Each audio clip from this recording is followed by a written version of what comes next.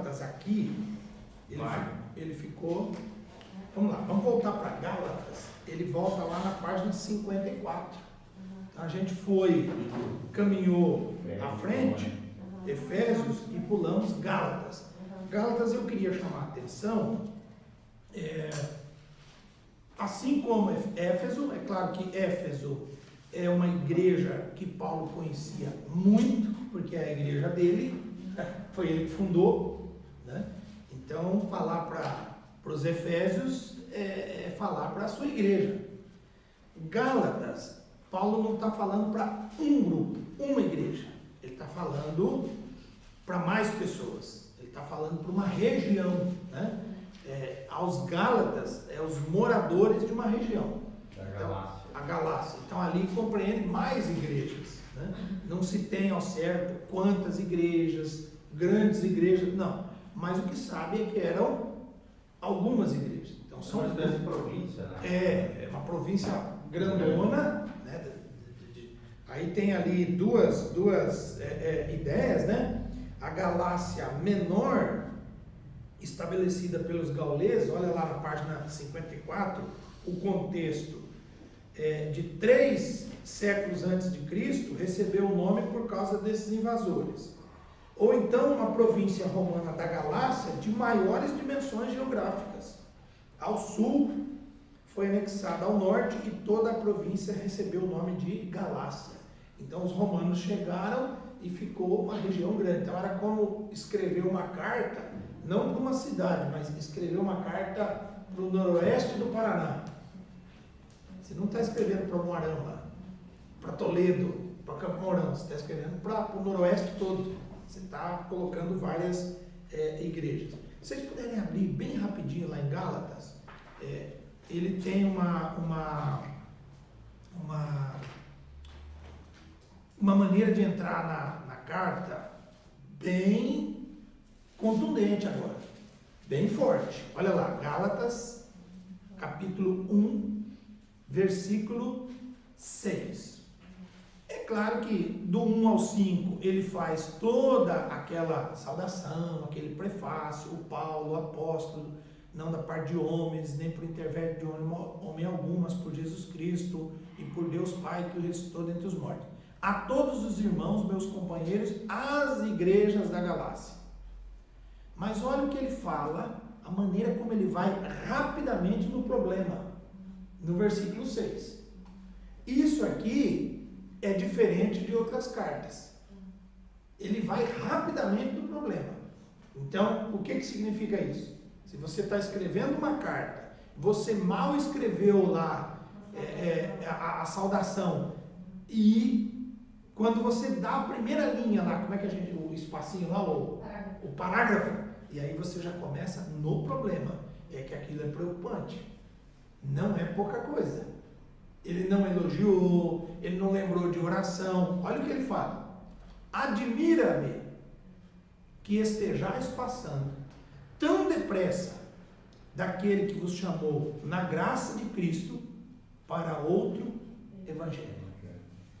Tem um problema sério aí, eu quero tratar logo. Não vou escrever 2, 3 páginas para daí tocar no assunto. Eu estou admirado que vocês estão passando para outro evangelho. O que é outro evangelho? Não existe. O qual, ele fala isso no verso 7, não é outro senão que alguns que vos perturbam e querem perverter o evangelho o evangelho de Cristo. Tem gente aí mal intencionada. Mas, e aí ele vem com aquela famosa frase, né?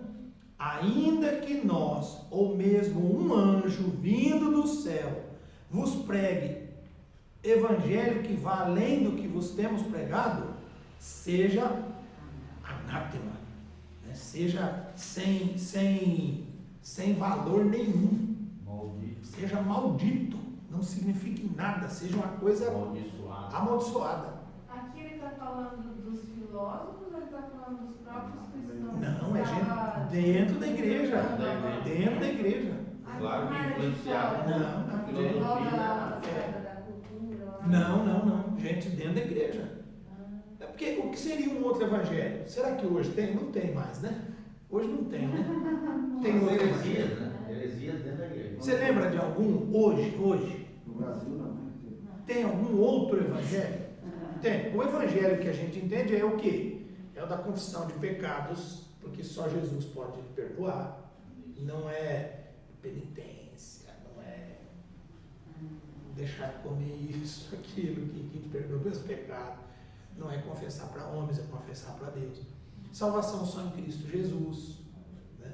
O evangelho é isso. Não tem atravessador. Né?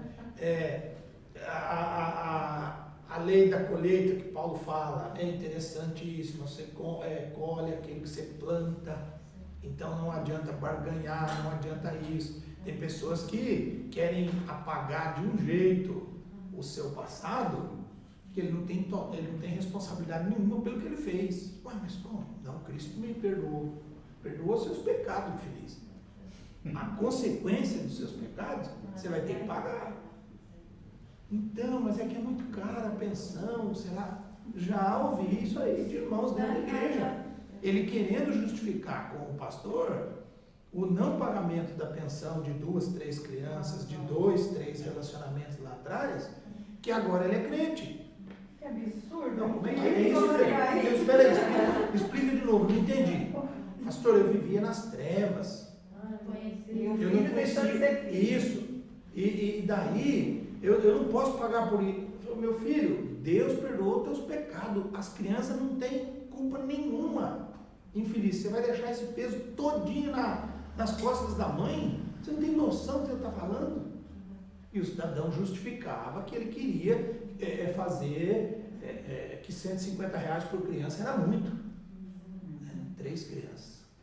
Então, rapaz, você não tem vergonha na cara, né? Falar o português bem. Mas ele ainda pode encontrar um local que venda apoio da Praia do Cristo. Mas aí é outro evangelho. É outro evangelho. Encontra, né? Encontra. Infelizmente hoje a gente encontra de tudo. Mas ó, o Paulo está aqui. Já nesse tempo falando. Nesse tempo, tem aí na região da Galácia um outro evangelho. Outro evangelho. Exatamente. E ó, ele é claro. Atenção, gente. Esse dia deu um escândalo, né, na Assembleia de Deus. Um professor da escola, um escritor de um livrinho de escola bíblica para adultos, escreveu uns temas totalmente marxistas, esquerdistas e tal, deu um bafafá na CPAD lá. Acho que não fizeram uma revisão, sabe? E publicaram. Publicaram e o povo ficou revoltado, principalmente os mais antigos. É outro evangelho. Né? Né? Proibiram a revista de sair em vários lugares. E o Paulo, ele é muito claro quando ele vos perturbam, querendo perverter o evangelho, mas, atenção pessoal, ainda, vocês aí da Galácia, ainda que eu, quando ele fala nós, né, ou um anjo, vindo do céu, vos pregue evangelho que vai além do que vos temos pregado, não serve. Imagina um anjo, se um anjo aparecesse para pregar eu ia querer pelo menos ouvir, tirar uma selfie com ele. Mas o Paulo está falando, nem que seja um anjo, vocês não deem ouvidos. Ele é maldito. Você imagina? Exato, olha a autoridade que Paulo chama sobre si. Nem que eu ou outra pessoa pregue, além, não serve. Ele saiu da essência, né? Ele não sai dessa essência. A essência é essa. Qual que é esse versículo, professor? É Gálatas 1, 7. Ao 7, né? Do 6 ali nós já estamos até o 8. E concluindo no 9. Assim, como já dissemos, agora repito, se alguém vos prega evangelho que vá além daquele que recebestes, seja maldito. Né? E aí ele vai falar dele, é interessante ali a partir do versículo 10, procuro eu agora o favor dos homens ou de Deus? Procuro agradar a homens? Se agradasse ainda a homens, não seria servo de Deus. Faço-vos, porém, saber, irmãos, que o evangelho por mim anunciado não é segundo o homem, porque eu não o recebi, nem o aprendi de homem algum, mas mediante revelação de Jesus Cristo. Pronto. Quem me ensinou o que eu estou falando foi o próprio Jesus. Não foi anjo, não foi homem, não foi ninguém. Né? Então, era isso que eu queria destacar da carta de Gálatas. A maneira como ele já entra pegando firme no problema, de uma maneira muito incisiva, assim, muito forte. Né? Chamando responsabilidade ali, olha, mesmo que apareça um anjo aí no meio de vocês, não serve. Não é para dar ouvidos. Como agora tem um outro aí que é um discípulo, né? É um apóstolo que tem, né? Que agora continua, né? A palavra, os livros, esqueci o nome desse homem moreno que tem lá na África. Ele tem os livros da Bíblia, ele está completando os livros com o nome dele. Ah, e que faltou alguma coisa, né? Deve ter faltado uns pedaços ali. Como é isso? Que é um anjo lá e revela ele, está passando sempre. Você vê que nós temos grandes denominações. E é muito grande, é enorme. Sim, e nós temos aqui no nosso meio grandes denominações que fizeram isso. Que tem um acréscimo. Então, os mormons, né? Parece que o próprio Papa falou que teria que reescrever algumas, não sei se isso é verdade. Eu não é reformulada. Isso. Já Também, isso. Isso é uma das maiores marcas de uma heresia. Quando a pessoa quer acrescentar que Alguma coisa. Esse é um texto-chave para contestar esse esse aqui, né? O Adventismo, né? Ela é white e colocado mesmo para Isso, ela tem escritos que são ditos como inspirados. Inspirados. Então, imagina se eu chegar com o pessoal entra nos grupos aí, né, e fala, não, a Bíblia está para trás agora, os livros é com ele. Aqui na África também tem tudo quanto é aberração. Mas é complicadíssimo. Você está aqui, a Bíblia. Tem aquela outra igreja que também, aquele homem que apareceu uma monstro na cabeça dele, né? Eu fui fazer um serviço na Cascavel lá, aí a mulher era dessa religião. Ele já morreu já, né? Mas ele é o Messias, né? Para eles lá, não é Cristo ficou. Ele é grande, essas figuras. Então, você imagina. Vai crescendo na graça? Os menonitas? Não, menonitas não. Menonitas É o que tem na foto. Menonitas O menonitas, assim, apareceu uma mão sobre a cabeça dele, assim, tirava a foto. Mas enfim, tem muitas. Nós podemos ficar evangelhos, né? Isso, podemos ficar preparados que isso sempre vai surgir. Sempre vai ter. Sempre vai surgir. São os falsos cristos. Os falsos profetas. Mateus 24. E sempre vão ficar assim, de tempos em tempos. Se levantando. Se levantando. mais propícia, né? Que tá próximo. Isso.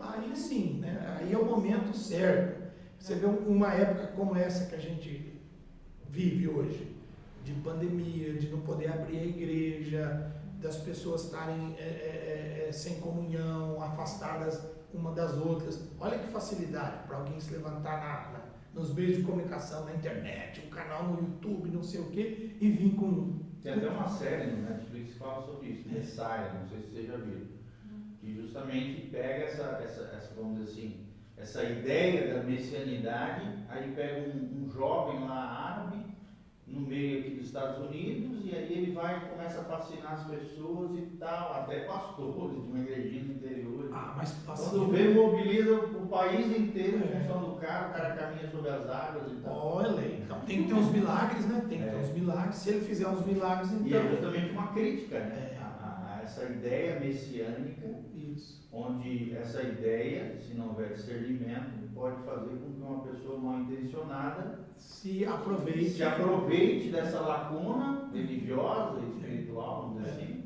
e surja como um falso profeta. E esse momento que a gente vive é propício, é confortável para surgir um grande homem, um salvador, que tem uma direção. Eu tenho uma nova palavra. Eu gosto dessa frase. Quando o cidadão vem, eu tenho uma nova palavra, meus irmãos. Como é que é? Deixa eu ouvir bem, uma nova palavra. Nossa palavra é velha, nossa palavra é antiga, tem 2000 anos nossa palavra. A mais nova tem 2000 anos. Né? É claro que a interpretação, a dinâmica, o Senhor fala, o Espírito Santo fala agora, hoje. Ele é totalmente meu. Ele sabe dos meus problemas, das minhas limitações, do que eu estou passando. Então ele vai pegar a palavra e impactar no meu momento. Mas não me venha a nova palavra. Não existe nova palavra. O Evangelho é isso. A Paulo revelação já está fechada. está fechada. Né? O que nós temos é uma iluminação. Iluminação, o Espírito Santo chegar num coração que está passando por uma luta e acalentar com a palavra naquele dia, naquele olha aqui. Todo mundo aqui já deve ter lido e falado assim, parece que esse trecho aqui foi escrito para mim, para hoje, pelo que eu estou passando agora. Ótimo, essa é a viva, é a palavra viva. Mas esse negócio de nova é complicado. Nova, sempre que surgiu uma heresia, foi em cima de novidade.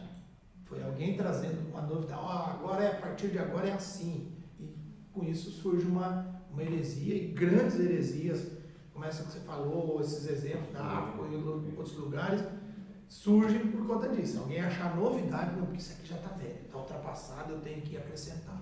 Eu tenho que colocar. Você imagina que disfarçatez com a palavra de Deus, o cidadão se dá ao propósito de, não, deixa eu colocar um capítulo a mais aqui, ó. Você imagina, gente? Deixa eu colocar um livro a mais nos livros do Novo Testamento. É um absurdo. Não tem como. Né? Não tem. Então, Gálatas, vamos voltar lá para... nós já fomos Filemão, Efésios, página 60. Página 60. Nós temos 3 cartinhas, tá?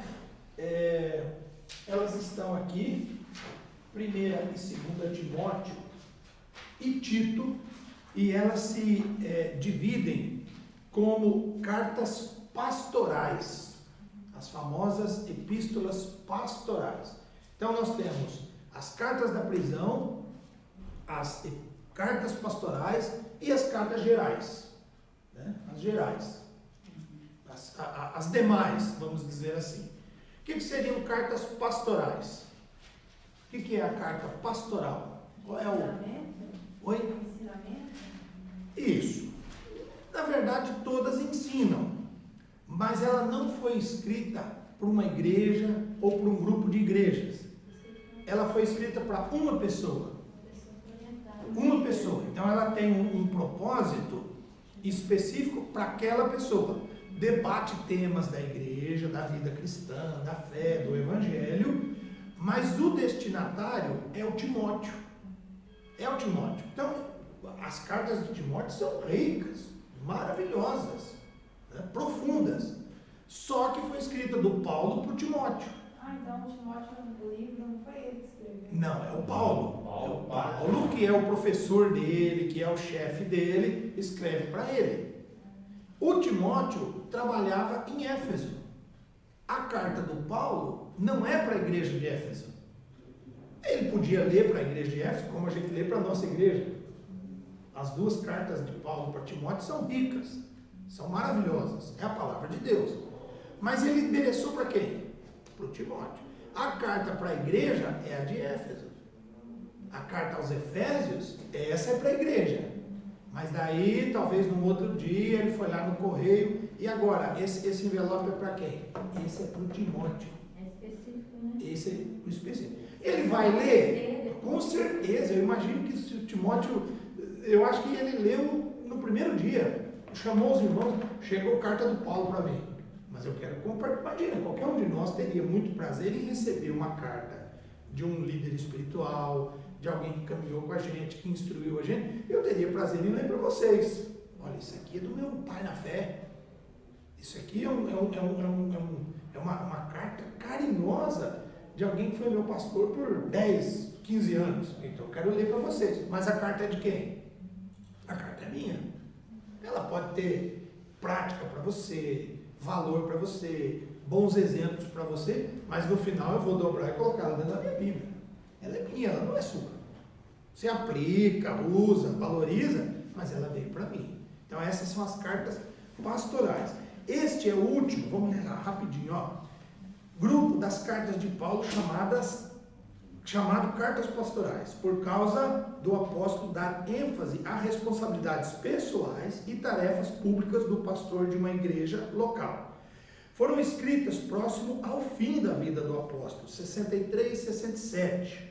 Os personagens dessas cartas, Timóteo e Tito, eram companheiros íntimos do apóstolo.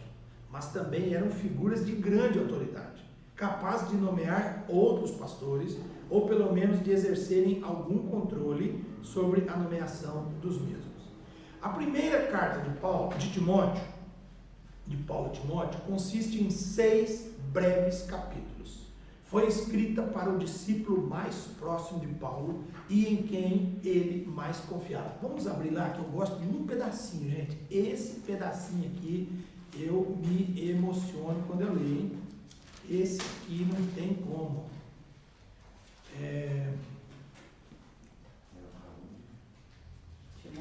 Timóteo, 1 Timóteo.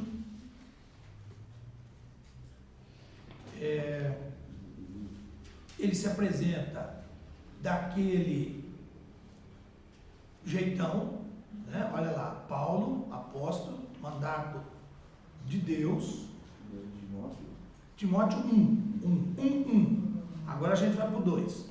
Olha o versículo 2. Olha lá, minha irmã. Para quem é a carta? No 2. 2. A Timóteo, verdadeiro filho na fé. Graça, misericórdia e paz da parte de Deus Pai e de Cristo Jesus, nosso Salvador. Então, é do Paulo para o Timóteo. Quando eu estava de viagem, é bem pessoal, olha só. Ele está relatando: quando eu estava de viagem rumo da Macedônia, te roguei permanecesses ainda em Éfeso, lá na cidade que você cuida da igreja, para admoestrares a certas pessoas, a fim de que não ensinem outra doutrina. O que ele está falando? Ele está ensinando Timóteo, eu quero que você fica aí na cidade para puxar a orelha de uns irmãozinhos aí que não são ovelhas, são bodes, cabritos, né? Que estão ensinando outra doutrina. Olha o 4. Nem se ocupem com fábulas e genealogias sem fim, que antes promovem discussões do que o serviço de Deus. Ora, o intuito da presente admoestação visa o amor que procede de coração puro, de consciência boa e de fé sem hipocrisia. Então ele vai falando, é um professor falando para o aluno, é o líder falando com o subordinado, é o chefe do trabalho ministerial falando para um aluno, para um recém-formado, para um novo no ministério. Tudo indica aqui, né, que Timóteo era muito jovem, era bem jovem, era um rapaz novo. Falam, tem uns mais animados que ele devia ter uns 19 anos, outros falam 22, 23, mas de qualquer jeito, nós estamos falando de um homem de mais de 60, falando para um rapaz de 20 e poucos anos. Então você tem idade para ser meu neto até, né? Meu filho, então nem se fala. E eu que te instruo e tal, é assim que você deve fazer. Olha o 18, minha irmã. Olha o 18, como é que ele chama o Timóteo. Este é o dever de que te encarrego, ó filho Timóteo. Então, a relação é muito próxima, né? É muito próxima. Cadê aquela palavra? Olha lá, versículo 1 do capítulo 3, pula para o 3. Fiel é a palavra. Se alguém aspira ao episcopado, excelente obra almeja. Se alguém quer ser pastor, está pensando em coisas boas. Esse aqui é o versículo que a gente lê para o aluno quando ele chega no seminário. Você tenta animar, valorizar a escolha que ele fez, né? Teve uma turma que a gente desafiou eles assim: por que você não está na faculdade secular? Por que você não está fazendo engenharia? Né? Para as moças, por que você não está fazendo pedagogia, direito? Moças inteligentíssimas, inteligentes, falavam inglês, tocavam piano. Por que você não faz direito? Não quer ser advogada? Não, quero pregar o evangelho. Opa, se você quer pregar o evangelho, excelente obra almeja. Por Porque sempre tem aquela ideia, né? Ah, então não deu certo, eu não passei no vestibular. Não é mais o caso agora, né? Agora, por conta das facilidades, ensino à distância, o vestibular, vocês lembram que caiu bastante tirando para alguns cursos, é claro, você falar em medicina é outros 500, falar em odontologia, talvez engenharia civil, mas hoje é muito mais fácil entrar na faculdade do que há 20 anos atrás, 30 anos atrás nem se fala. E tinha essa ideia de que assim, eu tentei o vestibular, por que você está aqui no seminário, meu filho? É porque eu não passei no vestibular. Aí esse aí já. Ué, como é que pode, pastor? Aí não. Não, é que eu tentei 3 vezes. Aí não pode ler essa carta para iniciar, tem que começar com as duas. Né? É, já tem que ir na Pega uma enxada na mão e O homem não tem aonde Isso, você tem que ir na casa. dormir no relento. Dormir no relento, não tem nada. Por quê? Se o cidadão já vem dizendo que, olha, não deu certo as minhas escolhas, não, é que eu saí do emprego, eu estava trabalhando no começo do ano. Eu me lembro de um caso que o cidadão veio porque a moça terminou o noivado. Nossa.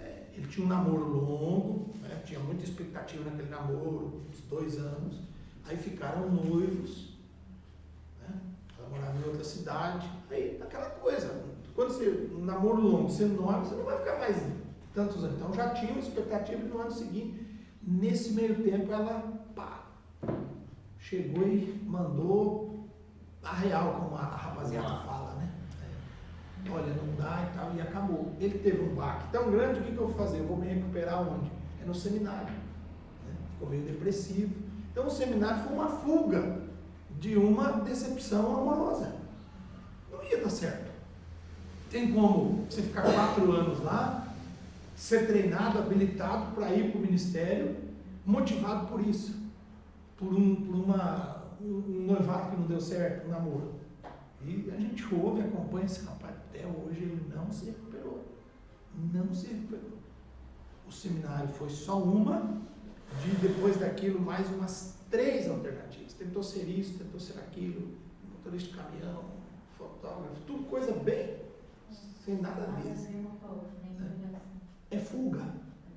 Totalmente fugindo. Tem cara também que não dá certo em nada. Exatamente. Então daí. Fora de caráter grotesco. Isso. Talvez foi isso que a moça viu, né? Alguém acordou ela viu e falou o quê? O pastor diz assim, tem gente que correndo sozinho chega em segundo. Correndo sozinho chega em segundo lugar. Um outro lá, um missionário. Religioso tem muita gente. Tem muito decepcionado, frustrado. Ministério. E daí essa falta de entrega, de disciplina, né? De empenho, de obediência. Porque a vida ministerial é 100% obediência. A vida de funcionário secular é 44 horas semanais de obediência. Não é? Quem vai para uma empresa, 44 horas de jornada de trabalho, é 44 horas de obediência. Saiu de lá, eu me lembro de empresa que eles falavam assim, ó, se preocupe em tirar um crachá pelo menos, viu? Para quando entrar num lugar, quando se envolver em algum acidente, isso, tira o crachá e põe no bolso, que é para ninguém ver. Mas e crente? E ministério? Só no domingo agora. Não, pastor, é 24 horas por dia, 7 dias por semana, não tem como tirar o A crachá. pandemia não mudou, não. Não mudou. Dizer que é só quando abria. Não, é 24 horas por dia, 7 dias por semana. E se engana quem pensa que é só o ministério, o eclesiástico, estou à frente da igreja. Não, é todo mundo. Não, e é o crente, meu irmão. O crente deve obediência. Só 24, só durante o dia, só de segunda a sexta. Não, é o tempo todo.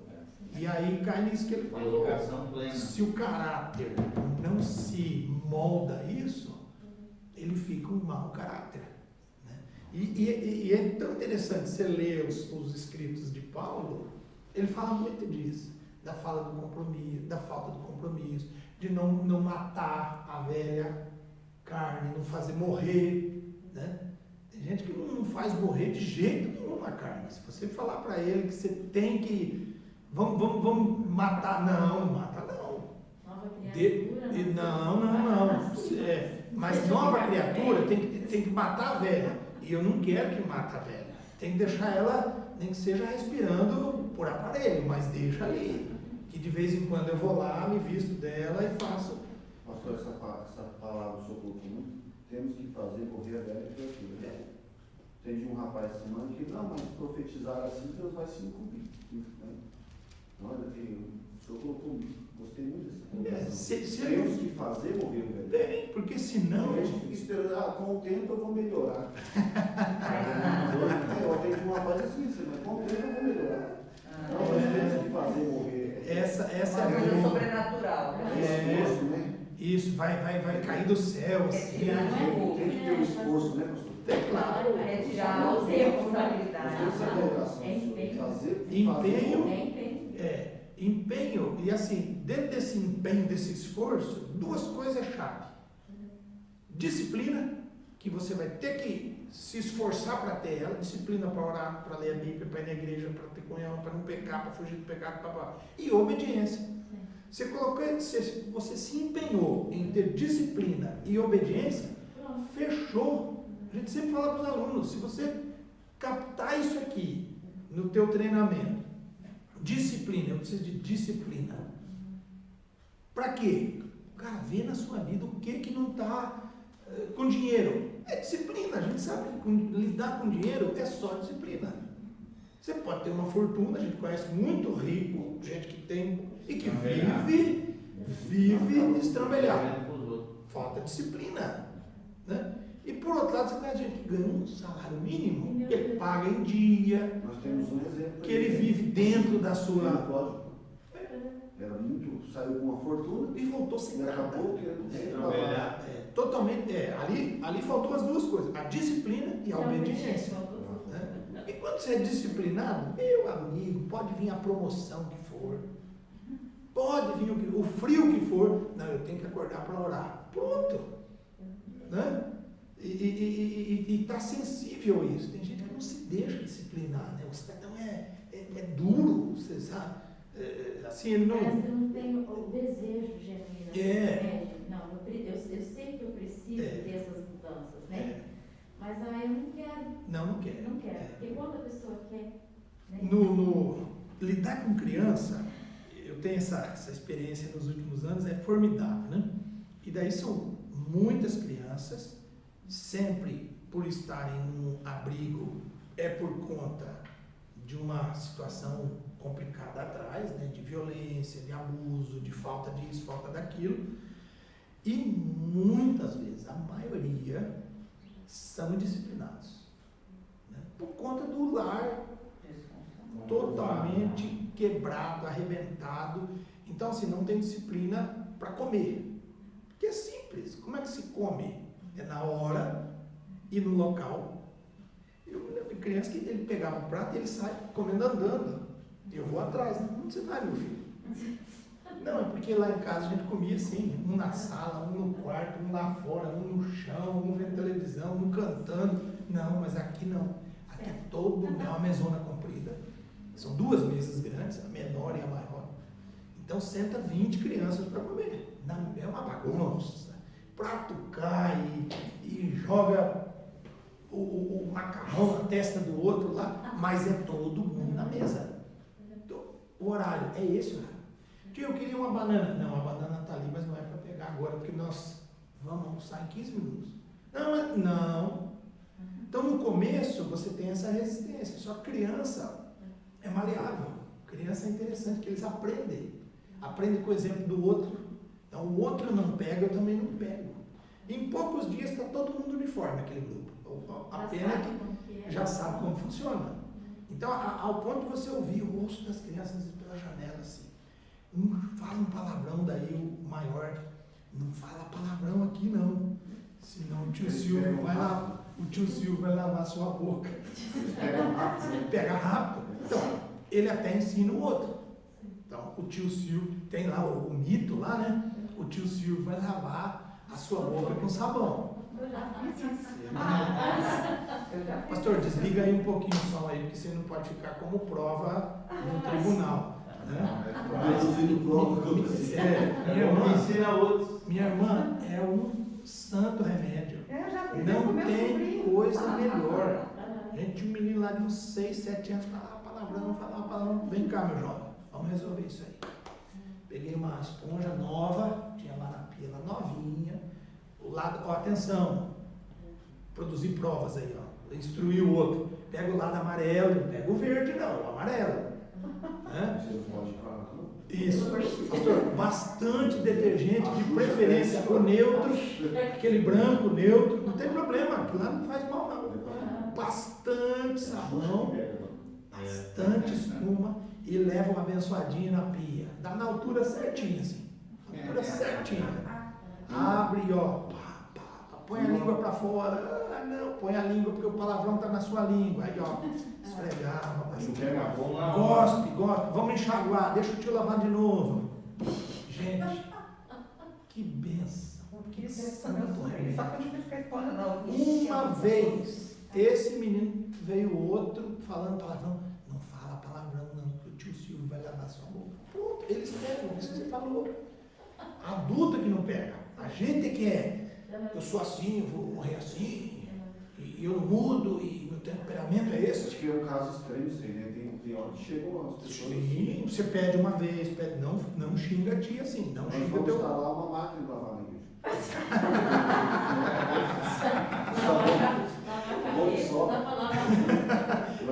Pastor, aquela que não entra na sua boca, não. Você vai colocar o irmão lá De dentro. lavadoria, né? Isso, industrial, e fecha ele lá assim. Misericórdia.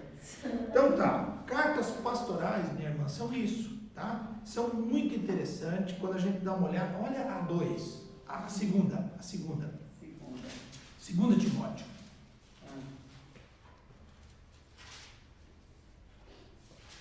Olha o versículo 3. Então, de novo, é uma carta ao amado filho Timóteo. Dou graças a Deus, a quem desde os meus antepassados sirvo com consciência pura. Ei, Paulo!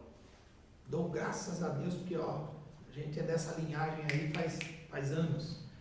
Porque sem cessar me lembro de ti nas minhas orações, noite e dia. Aí o Timóteo já está chorando. Lembrado das tuas lágrimas. O que ele está dizendo aqui? Última vez que a gente se viu, você chorou. Estou ansioso por ver-te, para que eu transborde de alegria. Você imagina que amizade legal? Que relacionamento. O cidadão não é um qualquer, é Paulo que está falando, do alto dos seus 60 e tantos anos, para um jovem, e ele coloca na carta que eu me lembro que você chorou. Isso é muito pessoal, isso é muito íntimo, só que é íntimo com respeito, com carinho, né? Ah, me lembro, você é um chorão mesmo, né? Não é zombando, não é fazendo mal, não, é lembrando que você chorou. Diga, Essa frase, o 3, né? 3. Dou graças a Deus, a quem desde os meus antepassados sirvo com uma consciência pura. Dá para nós entender então que os antepassados de Paulo serviam a Deus? A Deus, sim, eles eram judeus E que ele tornou um filho que nós foi revoltado, saiu matando o povo dele? Então, pode ter encaixado alguma coisa assim. Aí precisa entender, né? Paulo, antes de Damasco, ele tinha um zelo sem entendimento. Zelo exagerado. Um zelo religioso, Ele achava que estava fazendo a coisa certa. Após a revelação do Cristo, ele teve um entendimento espiritual e o zelo dele modificou. Era extremamente Religioso. Passado, que já tinha uma bagagem de palavras. Sim, e até Cristo, o que precisava? O que nós precisávamos até Cristo? Era ter esse zelo religioso, era sacrificar com perfeição, era guardar o sábado, não botar a mão em coisas contaminadas. Então isso era o modelo, era o padrão de bom religioso. Porque o Senhor lavou a boca do menino com sabão, e Cristo fez ele ficar cego. Aí quem pode escandalizar que o Senhor fez, mas pensa no que Jesus fez. Exatamente. Então, tu vai ficar cego, eu vou dar um susto no outro que você é matador, o outro vai ter que orar para você. Isso. Baixinho quase morreu, não foi? Foi. Vai lá orar para aquele homem que mata. E tudo o que Paulo deixa transparecer nas cartas, é que ele tem vergonha daquilo. Sim, Ele se envergonha daquilo. sem dúvida. Né? Aqui chama o maior dos pecadores. Isso. O que seria o espinho na carne do Paulo? O que os irmãos acham que é o espinho? Essa consciência de que... Exatamente.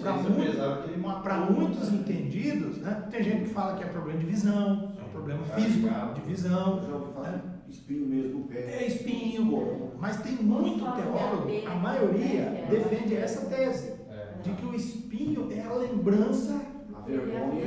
das pessoas que ele matou. Eu lembro do professor falando, você imagina a quantidade de pesadelo que esse homem tinha, por ele ser muito ativo. Você imagina ele dormir uma noite de madrugada, ele acordar aflito, lembrando do Estevão, cara. Você imagina ele lembrar da face do Estevão, aquilo vinha incomodar, e eu fui cúmplice daquilo. Eu agora estou no mesmo time dele, mas eu não podia ter permitido aquilo. Então isso cobra, é um espinho.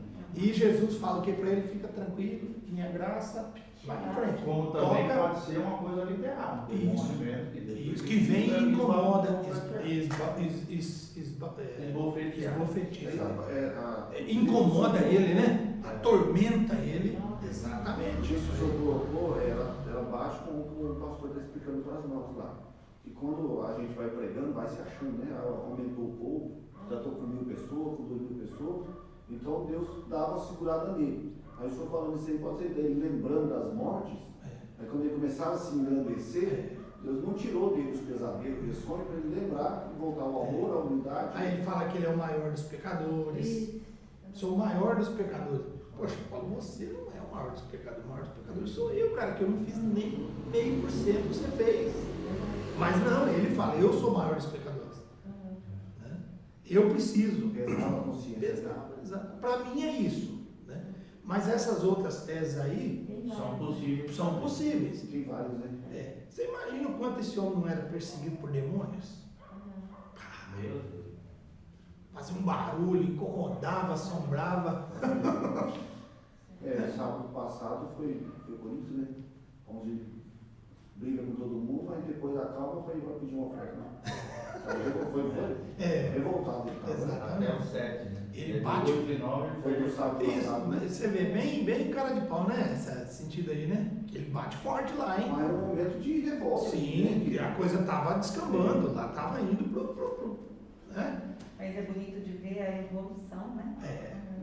Tipo, eu acho que é até reconfortante, porque a gente às vezes, né, pode se espelhar e falar assim, nossa, do mesmo jeito que ele errou e ele se permitiu amadurecer e fez grandes obras de Deus, a gente também, né, tem momentos em que erra, mas se a gente se permitir ensinar e aprender... O Senhor nos eleva, Ele nos coloca em local de destaque, de honra, por mais pisada na bola que a gente cometeu. Isso é fato.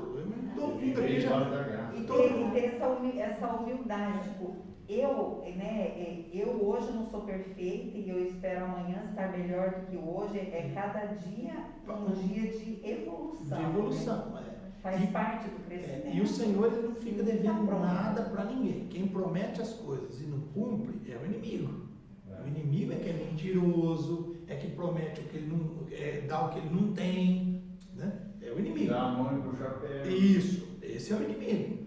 Mas Jesus não, tudo que ele promete, as promessas do Senhor, misericórdia, a gente não faz ideia do que ele tem de bom para amanhã, para o dia de amanhã.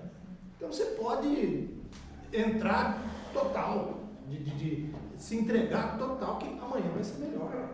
Né? Generosidade, né? Não sei quantos de vocês ouviram de pessoas nesses últimos meses aí, principalmente agora, esses últimos 2, 3 meses, a pessoa falar claramente assim, eu tenho medo da morte, eu não estou preparado. Vocês ouviram isso? De crente. De crente. Desespero. Ai, meu Deus, se eu pegar esse negócio. Eu vou morrer. Gente, para e pensa. Você lembra um rapaz lá, né? E ele, uns 40 anos, mas pastor, eu tenho 2 filhas, eu quero ver as filhas. Mas você já parou para pensar? Se você morresse, o que você tem depois disso? O que você tem garantido? Você já parou? A glória. Rapaz, você acha que esse mundo se compara ao que tem na glória? Você para pensar. Ah, não, pastor, então você pode ir no meu lugar. Eu falei, eu vou, com certeza. Eu tomaria teu lugar, se pudesse assim. Você acha que a gente pudesse escolher? Né? Porque não tem coisa melhor. A Bíblia diz, nada se compara. Nada se compara. Então as pessoas estão muito apavoradas. É claro, nós nos prendemos aqui principalmente a pessoas, né? A gente pensa em quem vai ficar, na viúva, no choro, nos filhos. Mas, gente, a nossa confiança, a nossa esperança é totalmente viva, não é o caixão, é o céu, é a eternidade com Cristo. Nossa leve não está na tribulação. Não pode, nada se compara. Não é para comparar. O Paulo é pai dessa matéria. Quando ele chega ao ponto de dizer, se eu vivo, eu vou trabalhar para Cristo. Mas se você morre, aí é lucro.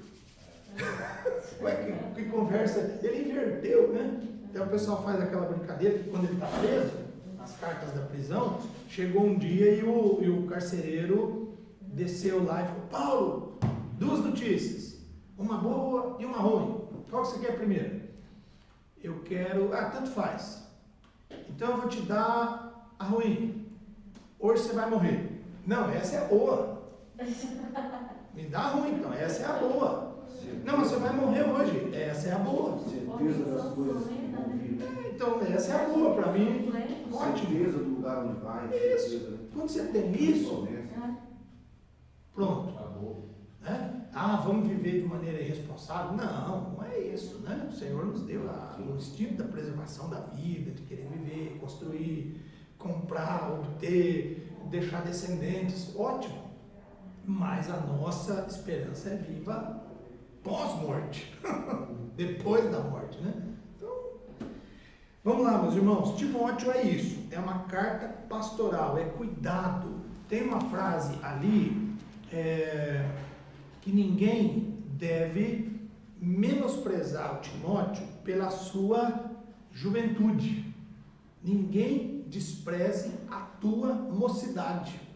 Isso é instrução do Paulo, né? Olha, ninguém culpa você por ser muito novo.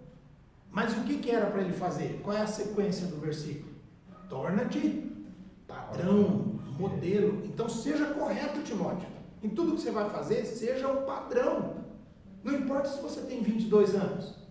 Se você fizer bem feitas as coisas, olha, aquele rapaz ali é perfeito no que ele fala, no comportamento, no compromisso dele. Então é isso. Isso é carta pastoral, minha irmã. Do Paulo para o Timóteo ensinando. É claro que ela é viva para nós daí, né?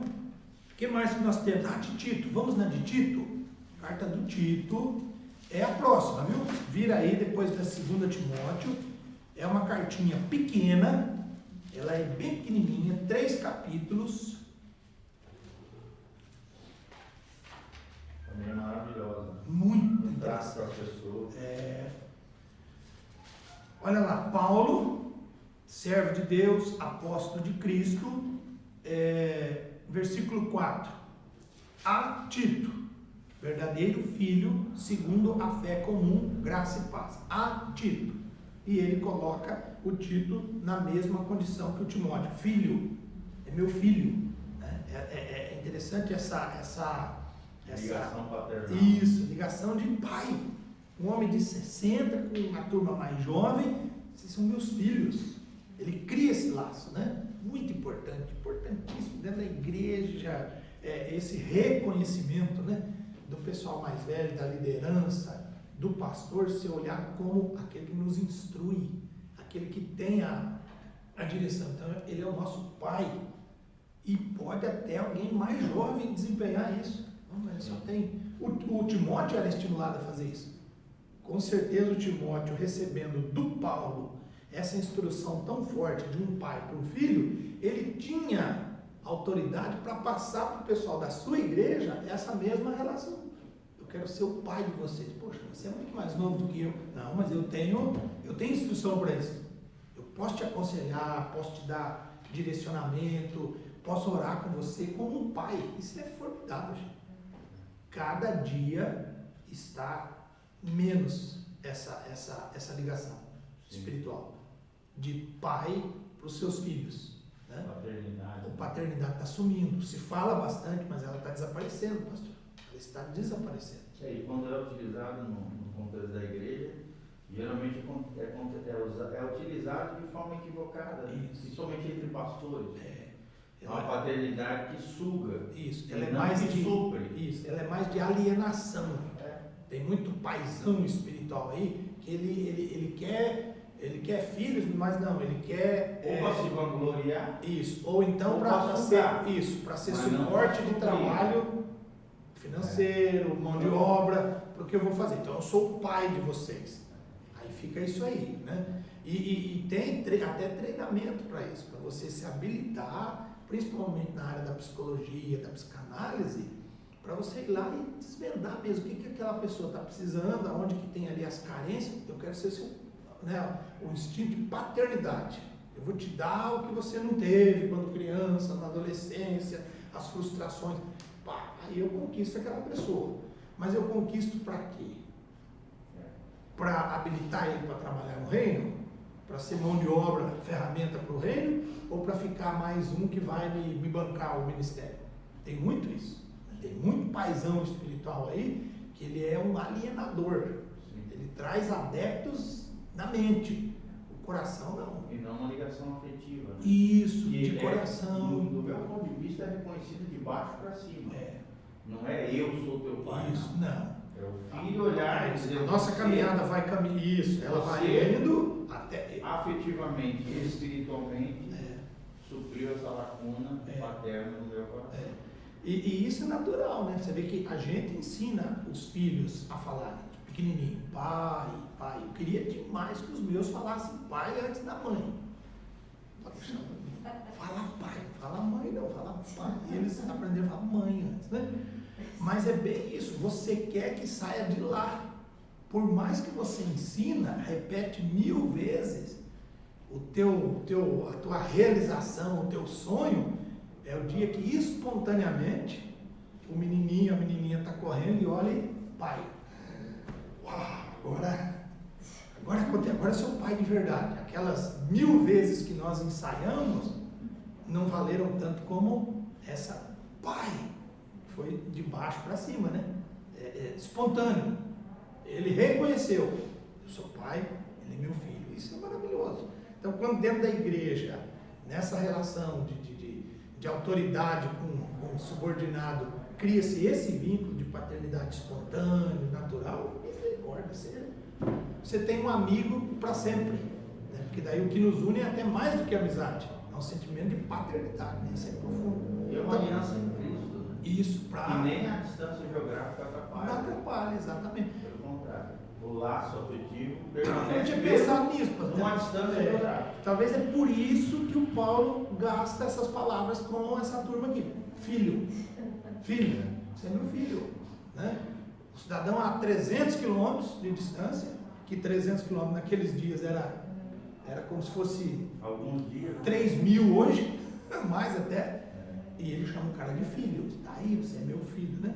Então, Tito é uma carta pequena, tem exortações interessantes. Olha lá o verso 10, falsos mestres, falsas doutrinas, né?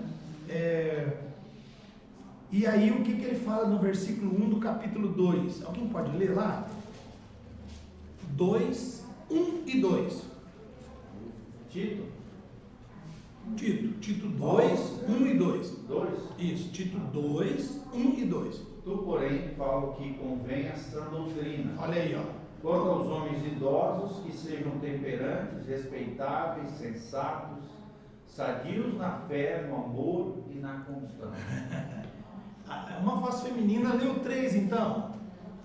Quanto às mulheres idosas, semelhantemente, que sejam sérias em seu proceder, não caluniadoras, não escravizadas a muito vinho, sejam mestres. Minha irmã, tudo indica aí que as mulheres de mais idade gostavam de beber de tomar um cálice, hein? Não sejam escravizadas a muito vinho. Não fica presa com vinho. Continua lá. Sejam mestras do bem. Olha que maravilha, né? Que maravilha. 4, pode ler o 4 também. A fim de instruírem as jovens recém-casadas a amarem o marido e a seus filhos, a serem sensatas, honestas, boas donas de casa, bondosas, sujeitas ao marido, para que a palavra de Deus não seja difamada. Isso, viu só que maravilha, né? Esses trechos aqui. Quanto aos moços, de igual modo, exorta-os para que em todas as coisas sejam criteriosos. Torna-te pessoalmente padrão de boas obras. No ensino mostra integridade, reverência, linguagem sadia e irrepreensível, para que o adversário seja envergonhado, não tendo indignidade nenhuma que dizer a nosso respeito. Quanto aos servos, no caso aqui os empregados hoje, né, os funcionários, sejam em tudo obedientes ao seu Senhor, dando-lhes motivo de satisfação, não sejam respondões, não furtem, pelo contrário, deem prova de toda a fidelidade, a fim de ornarem, de deixarem bonito em todas as coisas a doutrina de Deus, nosso Salvador. Então, conselho simples, prático do dia a dia. Você vê, falou até da ser boa dona de casa. Nos dias de hoje, você ainda é machista. Exatamente, é um termo, isso, né? Olha aí o Paulo naquela época falando pra gente, mas é claro, Paulo não está falando, isso, mas não é isso a colocação, né? A gente entende bem o que é as situações lá, tá certo? Isso, bom termo, bom termo. Meus irmãos, vamos terminar com Tiago, tá? Hebreus é grande, 1 e 2 Pedro, vamos para Tiago.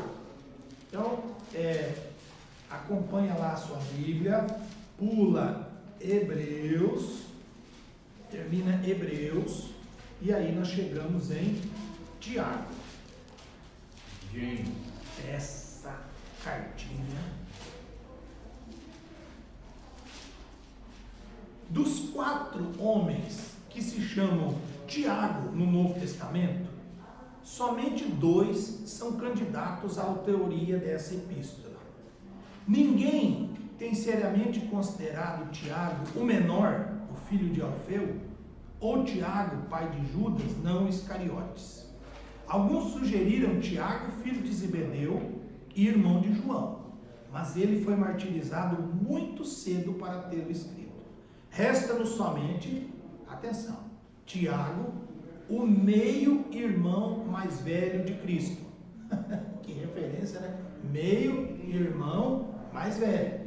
Por que meio-irmão? Porque ele só de Maria. Isso. Como é que a gente fala? Irmão por parte de mãe. Entende? Entendeu, né? Isso. E ainda assim com restrições, né? Com restrições. Porque Cristo, todo mundo lembra, é claro, a figura humana. Ele fala mais velho, mas Jesus foi. Não, 12 irmãos. 12 irmãos. Jesus é o primeiro. Os que foram gerados por José e Maria. Isso, então ele vem na sequência, né? Tem outros. Porque Jesus foi o primeiro e até lá José não tinha ainda tido nenhum tipo de relacionamento. Não, exatamente. Cristo da depois de Jesus. Isso. Cristo da família, ele é o mais velho, ele é o mais velho da turma. Por parte de mãe. Isso. Vocês entendem bem essa colocação ali, né?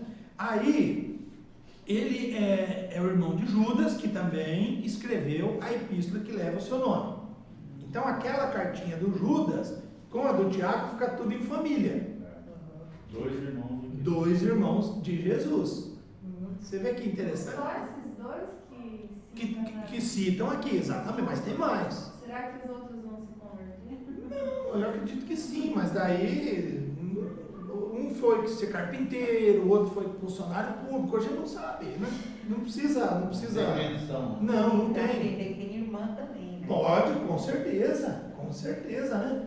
Até porque o judeu fazia um monte de filhos. Sim, os dois eram bem jovens, eu acredito que José e Maria podem ter tido 8 filhos. Assim, estou dando um chute. 10, 6, 7. Mas normal, não se É conta, normal. não se conta nada das irmãs, né? Não, Não, só tem uma Só passagem que menciona. fala, né? Que os irmãos e irmãs de Cristo, a família É. lá, né? tá.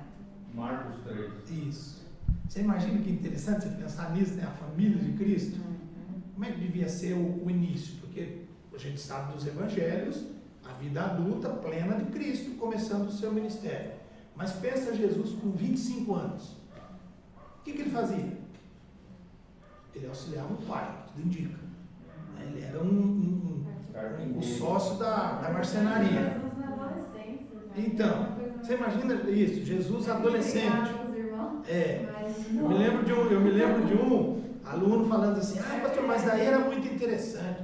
Jesus com 12 anos soltando pipa. Aí ele fazia assim, ó, a pipa dele subia.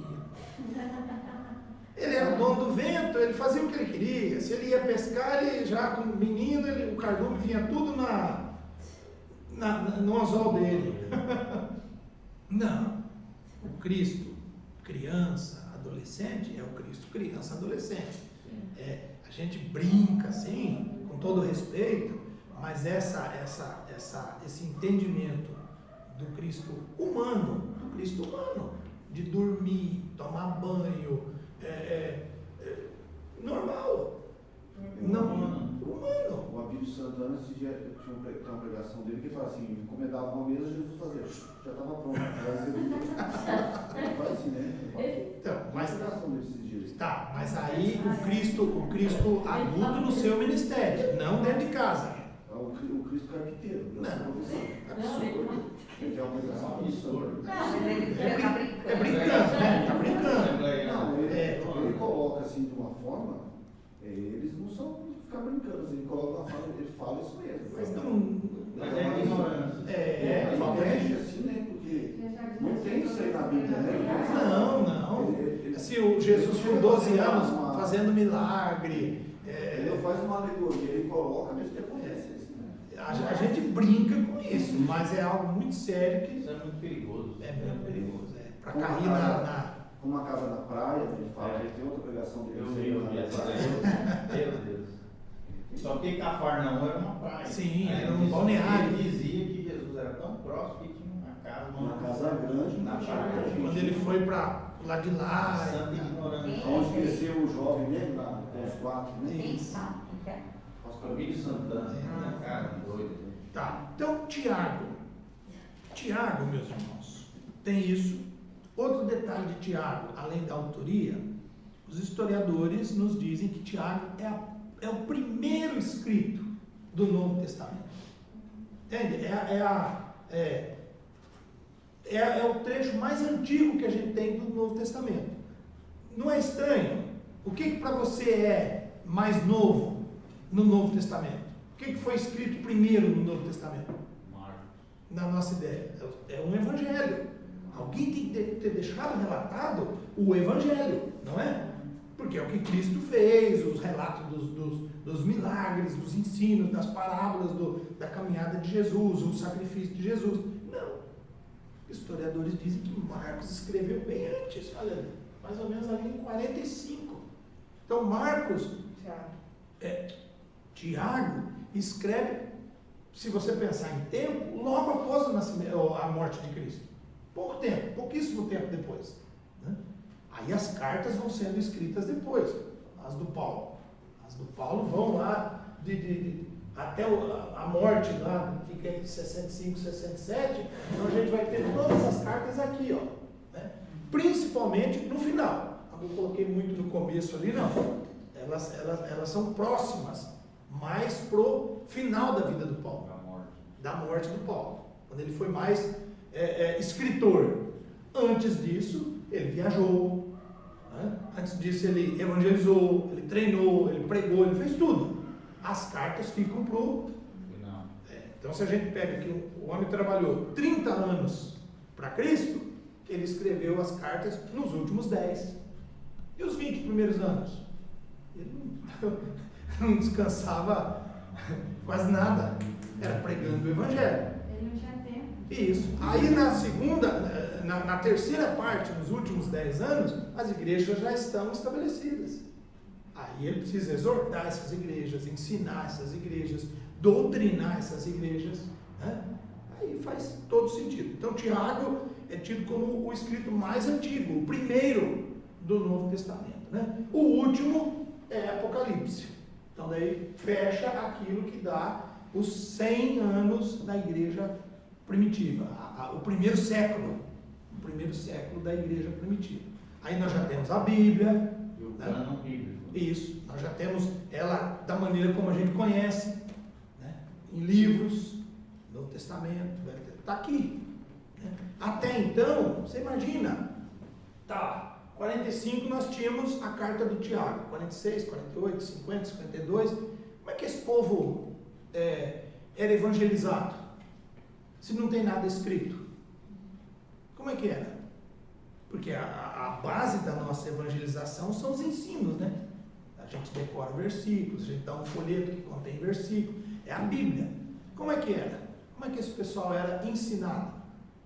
Tudo de maneira oral. Tradição oral, louvores, Até credo apostólico. isso, até porque nesse primeiro período você tem os discípulos A didaquê, né, que eram discípulos das pessoas, patriarcas. junta as pessoas aqui, vamos ensinar. Quem vai ensinar? Vai vir um professor aqui que é discípulo do Pedro, que aprendeu com isso. É maravilhoso. Primeira geração. Exato. Você imagina, gente? Não tem Bíblia, mas tem o Pedro.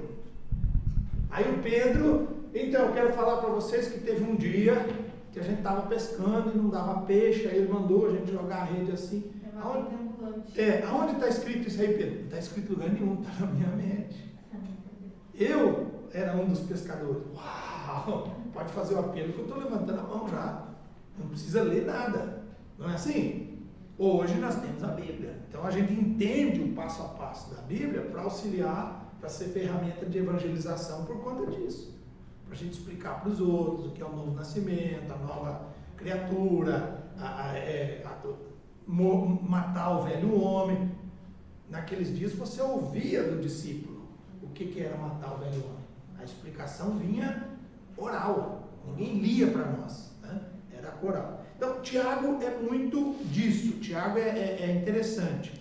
Olha lá, Tiago 1:1.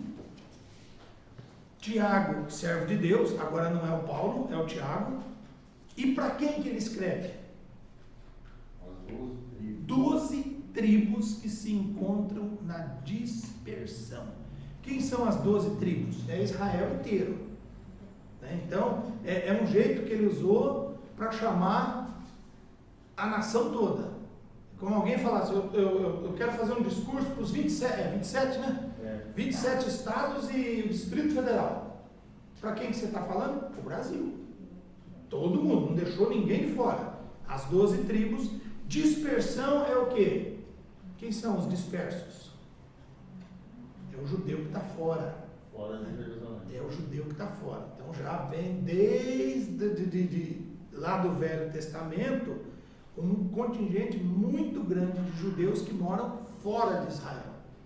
Por conta dos exílios e tal, esse povo já está há muito tempo morando fora. O judeu é o povo mais espalhado do mundo. Hoje, se fizer um levantamento, tem judeu no mundo inteiro. Acho que não existe país do mundo que não tenha pelo menos uma família de judeus. Então eles estão no mundo inteiro. No mundo. Vários, todos os continentes. É claro que tem países que eles são muito grandes. Os Estados Unidos até poucos anos atrás tinha mais judeu nos Estados Unidos que em Israel. Desde 1946, quando foi povoado Israel. Agora, não faz muitos anos que Israel, pela primeira vez, passou a população de judeu em Israel a dos Estados Unidos. Estamos acabando, estamos concluindo. Mas eles são muito fortes. Aqui no Brasil tem uma colônia grande, acho que falam entre 150 e 200 mil judeus. Então é grande. Porto Alegre, Curitiba, São Paulo, né? São Paulo é muito grande, Rio. Curitiba, eles têm sinagoga em Curitiba, né? Curitiba tem, né? Tem, Curitiba tem sinagoga. Curitiba tem, Belém do Pará. tem, é uma coisa importante para eles, cemitério. Curitiba tem cemitério, isso é muito importante. Quando eles têm cemitério, é porque tem bastante naquele lugar, porque eles precisam ser enterrados no cemitério deles. Aguardando a ressurreição. Isso, no cemitério judaico, dentro de umas regras diferentes da nossa e tal, assim, diferente, né? Você vê que por muitos e muitos anos eles foram expulsos dos cemitérios comuns. O cristianismo romano, não aceitava o judeu dentro do seu cemitério. Ele era enterrado do lado de fora, né? Então eles têm os seus próprios cemitérios. É diferente, diz que é muito bonito, muito rico, né? É um povo muito próspero, mas é diferente. Então ele escreve para esse povo. A partir dali, a carta de Paulo, ela tem, eu tenho anotadinho aqui, 108 versículos. Em 5 capítulos ela tem 108 versículos. 54 mandamentos. O que é um mandamento? Faça assim. Faça assim. Não faça isso. Faça isso. Ordenanças. 108 versículos, 54 instruções. A cada 2 versículos, o Tiago diz o que é para fazer. Como é para fazer. O que você tem que deixar de fazer. Bem prático. Ele tem 23 perguntas. Você imagina? Em 108 versículos, ele tem 23 perguntas. Quer dizer, a cada 6, menos de 6 versículos, uma pergunta. O que é uma pergunta num texto? O que é uma pergunta? Uma reflexão. Isso, é para te levar a A pensar, né? Isso, então tá lá, a professora deu lá o exercício no meio, o texto é ele, tem uma pergunta, é para vocês pensarem. Ela não falava assim para nós na escola? Mas imagina uma carta que tem 23, é para pensar bastante, né?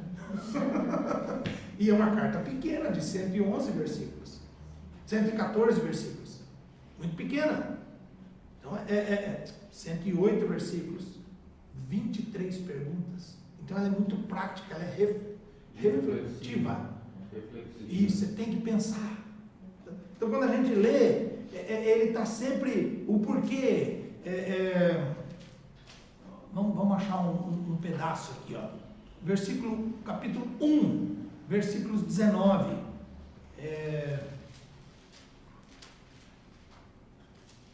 A gente podia ler o 5 a 8, mas vamos no 1, 19. Sabei estas coisas, meus amados irmãos. Todo homem, pois, seja pronto para ouvir, tardio para falar, tardio para se irar. É mandamento, é ordenança, é instrução. Porque a ira do homem não produz a justiça de Deus.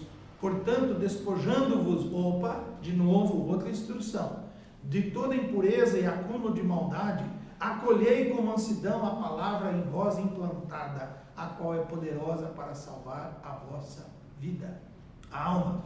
Tornai-vos, pois, praticantes da palavra, não somente ouvintes, enganando-vos a vós mesmos. Então, é sempre prático, sempre prático. Amém? Que Deus nos abençoe e o ensino e o entendimento dessas cartas nos levam sempre a isso, a prática. A prática. Não tem como. O Velho Testamento, para que a gente estuda o Velho Testamento? Ele tem bons exemplos de prática, é claro, nos motiva, nos anima, mas a maior parte é para conhecimento. O Velho Testamento. Você estuda para conhecimento, para ter uma base, um alicerce. Mas quando você chega no Novo Testamento e vê nos Evangelhos a salvação em Cristo, a remissão dos pecados, a vida eterna garantida na cruz, ótimo, que bênção, que maravilha. Eu aceito essa proposta que você me fez, ótimo, agora eu vou para casa. Não, continua lendo o livro, continua lendo Atos, Romanos e segue. o que ele nos faz? Leva à prática. Aceitar Jesus, compreender Jesus de maneira intelectual, natural, tranquila, aqui nos meus pensamentos, essa proposta que você me fez é boa, eu aceito. Então, o que eu tenho que fazer? Levanta a mão e vem aqui na frente que nós vamos orar com você. Não é isso que a gente fala? No dia que você faz o apelo? E alguém foi na frente, porque levantou a mão e oraram por você. Ótimo. Mas daí? Tudo isso aqui, tudo, nos leva à prática.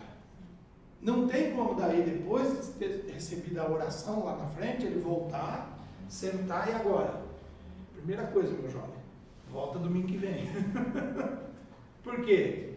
Porque a Bíblia diz assim, não deixa de congregar, como tem sido o costume de alguns aí que não estão indo na igreja. Agora, na pandemia, outros 500. Então, ele está me dizendo a prática. Aí a renúncia, matar o velho homem, tudo, olhando firmemente para o autor e consumador da vossa fé, é prática, tudo isso aqui. São trechos, cartas, o modelo escolhido foram cartas, mas cartas que nos exortam à prática cristã. Então é interessante, ler as cartas, inspiradas por Deus, um homem maravilhoso como Paulo. Hoje fomos até no Tiago, tem o Pedro, tem o Judas, tem a do Hebreus, a gente não sabe quem é, né? Mas são porções da palavra de Deus no Novo Testamento que todas me mandam praticar, fazer. Não tem como ficar parado. Amém? Que Deus nos abençoe. Vamos orar. Vamos orar. Nosso bom Deus e Pai, louvado seja o seu nome por esta manhã. O Senhor tem nos dado, nos ensinado, e nós pedimos em nome de Jesus que isso nos